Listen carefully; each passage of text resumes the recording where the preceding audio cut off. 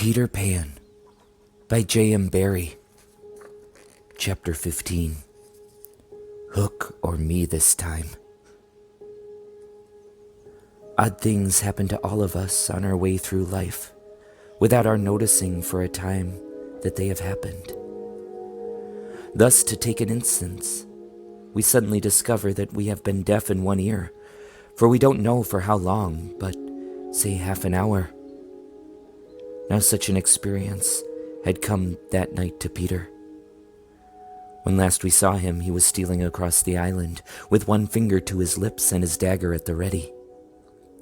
He had seen the crocodile pass by without noticing anything peculiar about it.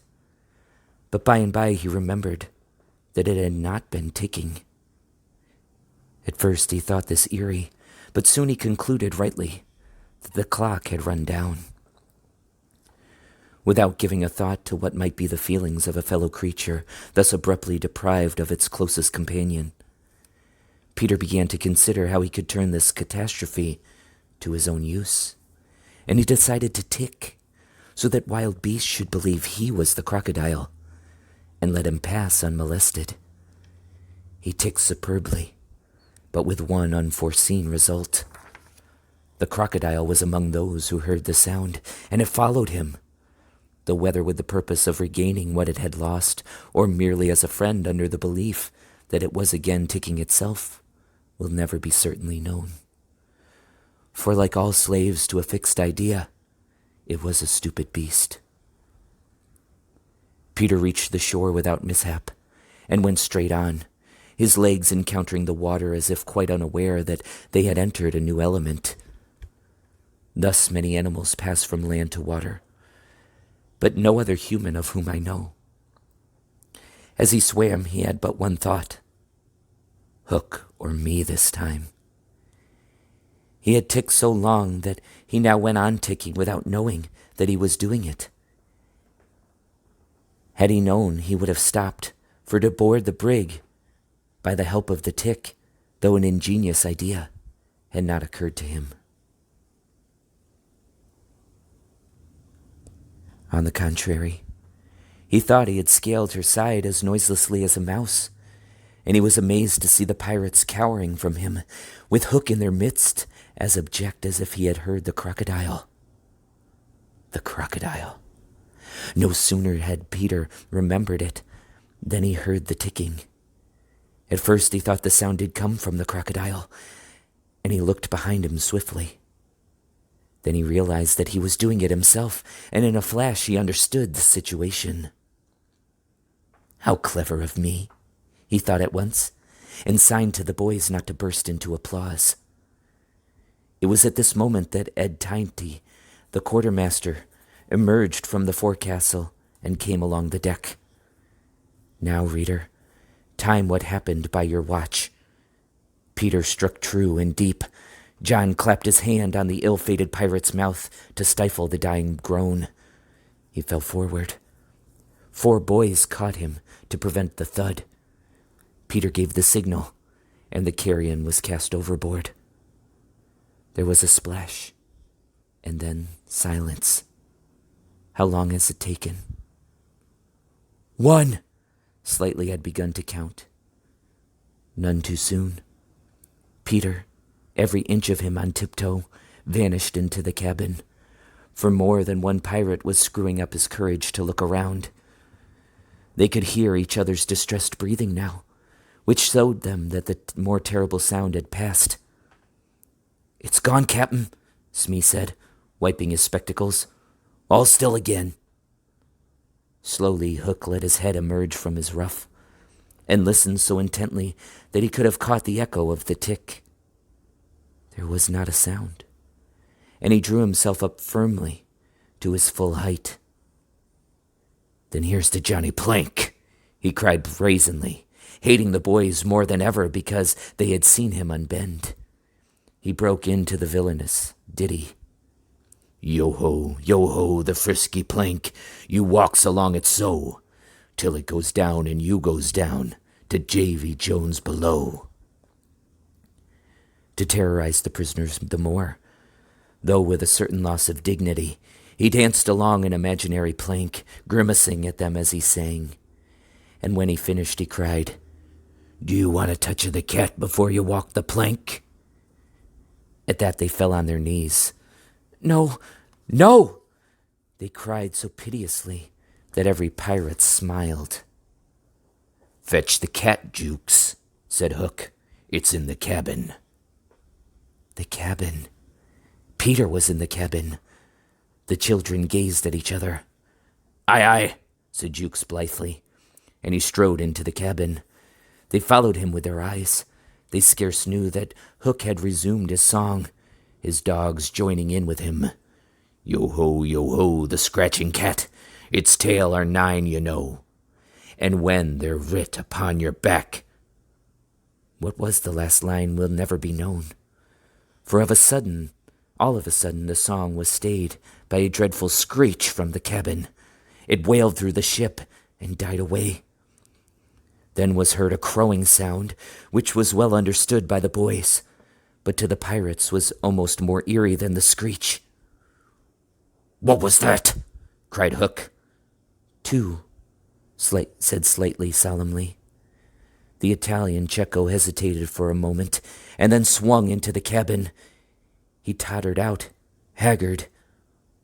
"What's the matter with Bill Jukes, you dog?" hissed Cook, towering over him. "The matter with him is he's dead. Stabbed," replied Cecco in a hollow voice. "Bill Jukes dead?" cried the startled pirates. "The cabin's as black as a pit," Cecco said, almost gibbering. "But there is something terrible in there. The thing you heard crowing." The exultation of the boys, the lowering look of the pirates, both were seen by Hook. "Cecco," he said in his most steely voice, "go back and fetch me out that doodle-doo." Cecco, bravest of the brave, cowered before his captain, crying, "No, no!" But Hook was purring to his claw. "Did you say you would go, Cecco?" he said musingly. Cecco went, first flinging up his arms despairingly. There was no more singing. All listened now, and again came a death screech, and again a crow. No one spoke except Slightly. "3," he said. Hook rallied his dogs with a gesture. "'S death and odds fish," he thundered. "Who is to bring me that doodle-doo?"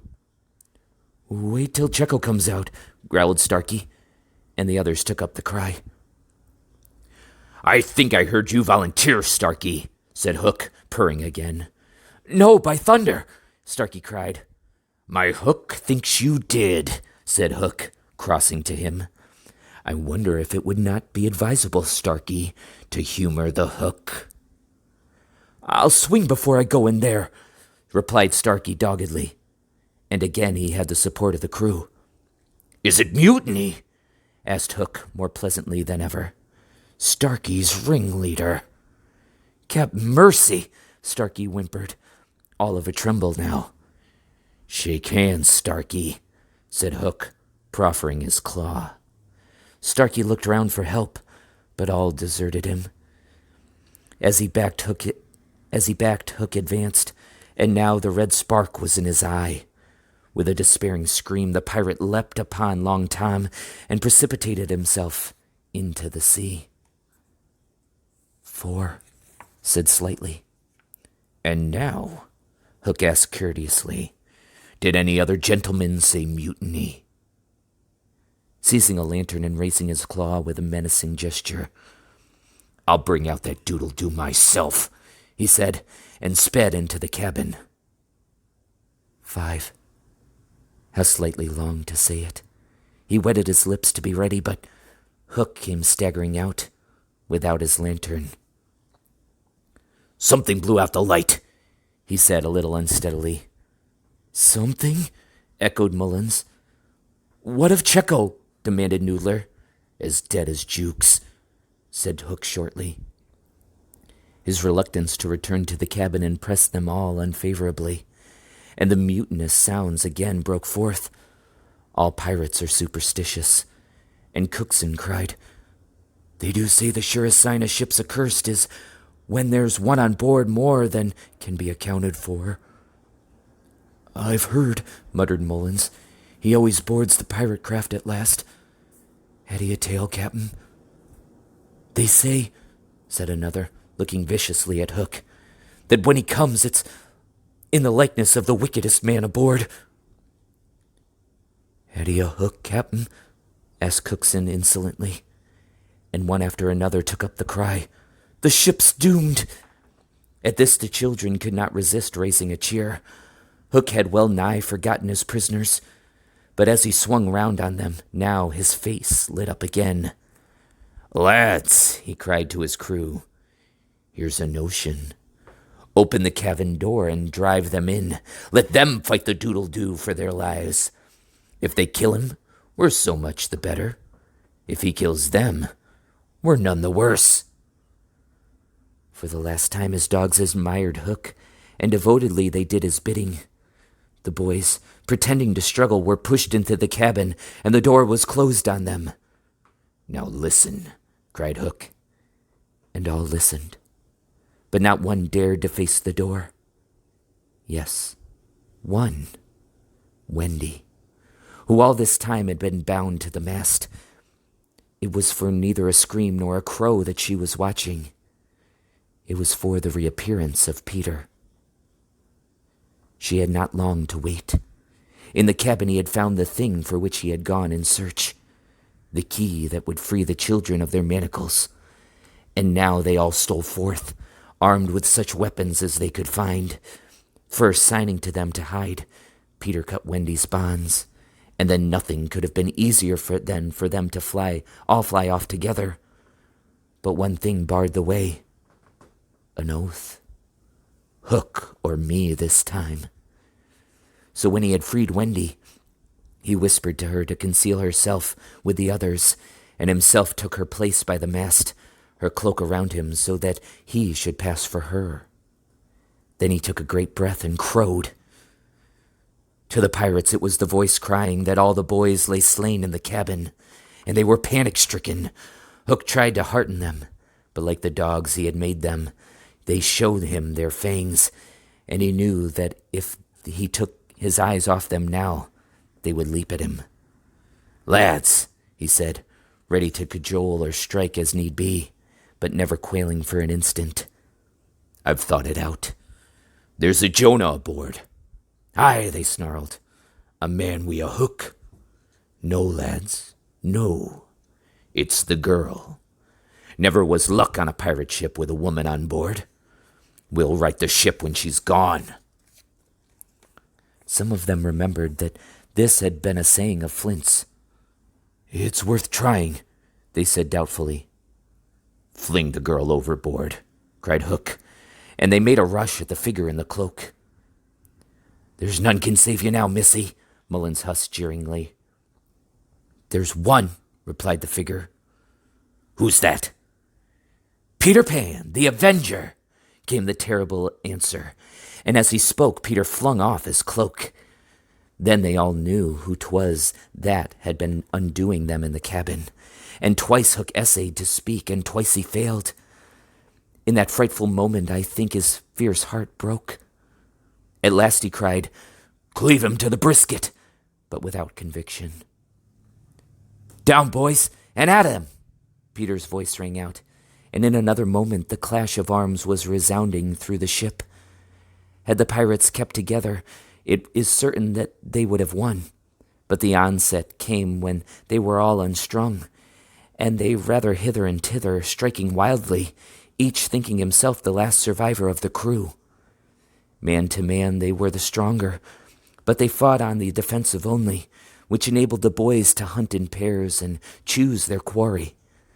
Some of the miscreants leapt into the sea, others hid in the dark recesses, where they were found by Slightly, who did not fight, but ran about with a lantern, which he flashed in their faces, so that they were half blinded and fell an easy prey to the reeking swords of the other boys.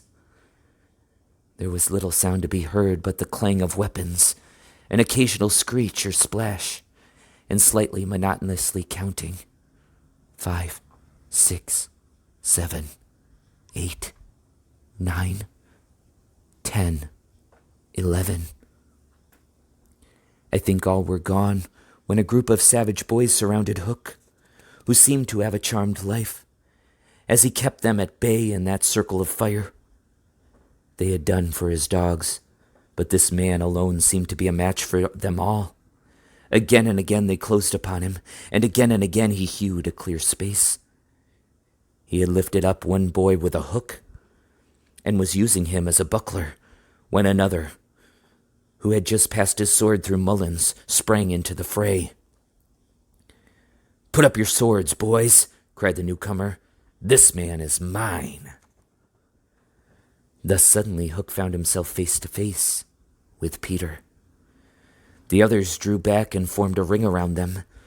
For long the two enemies looked at one another, Hook shuddering slightly, and Peter with a strange smile upon his face. "So, Pan," said Hook at last, "this is all your doing." "Aye, James Hook," came the stern answer. "It is all my doing." "Proud and insolent youth," said Hook, "prepare to meet thy doom." "Dark and sinister man," Peter answered, "have at thee." Without more words they fell to, and for a space there was no advantage to either blade. Peter was a superb swordsman, and paired with dazzling rapidity. Ever and anon he followed up and feint with a lunge that got past his foe's defense, but his shorter reach stood him in ill stead, and he could not drive the steel home. Hook, scarcely his inferior in brilliancy, but not quite so nimble in wrist play, forced him back by the weight of his onset, hoping suddenly to end all with a favorite thrust, taught him long ago by barbecue at Rio. But to his astonishment he found this thrust turned aside again and again. Then he sought to close and give the quietus with his iron hook, which all this time had been pawing the air. But Peter doubled under it, and lunging fiercely pierced him in the ribs. At sight of his own blood, whose peculiar color, you remember, was offense to him, the sword fell from Hook's hand, and he was at Peter's mercy. "Now!" cried all the boys, but with a magnificent gesture Peter invited his opponent to pick up his sword. Hook did so instantly, but with a tragic feeling that Peter was showing good form.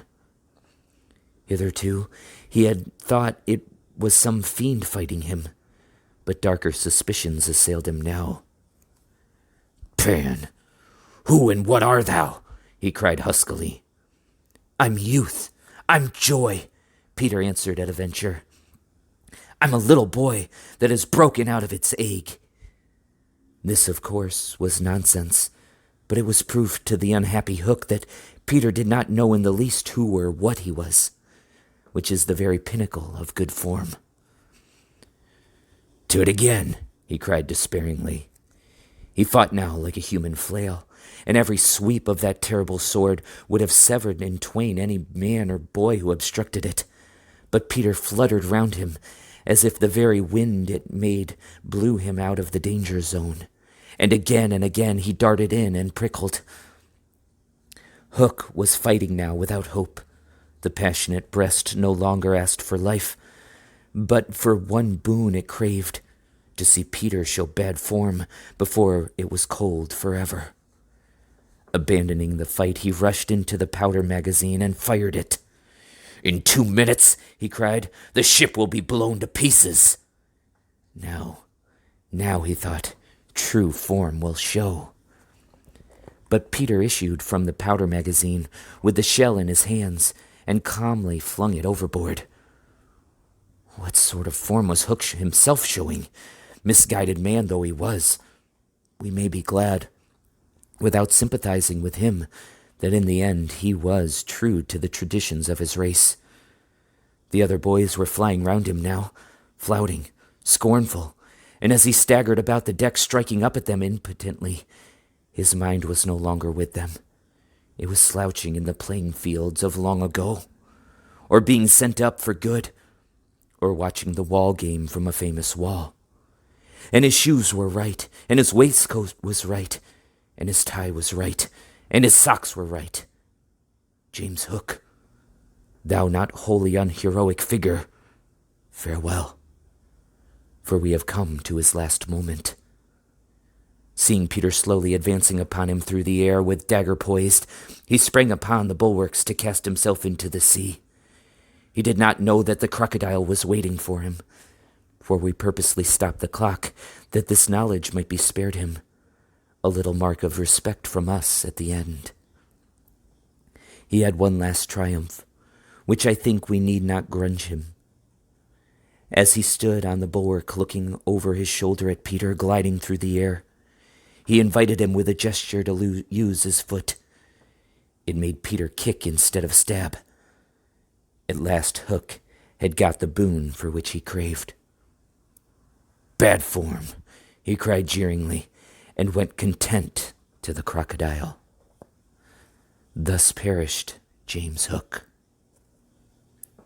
17, Slightly sang out, but he was not quite correct in his figures.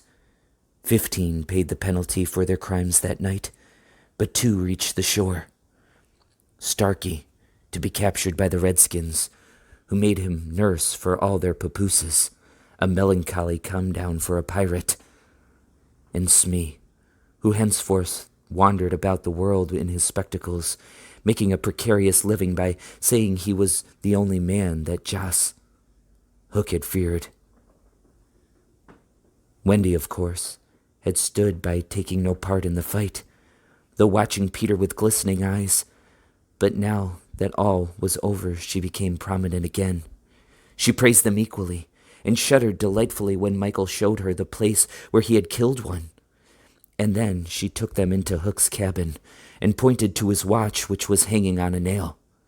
It said 1:30. The lateness of the hour was almost the biggest thing of all. She got them to bed in the pirates' bunks pretty quickly, you may be sure. All but Peter, who strutted up and down on deck until at last he fell asleep by the side of Long Tom. He had one of his dreams that night, and cried in his sleep for a long time, and Wendy held him tight.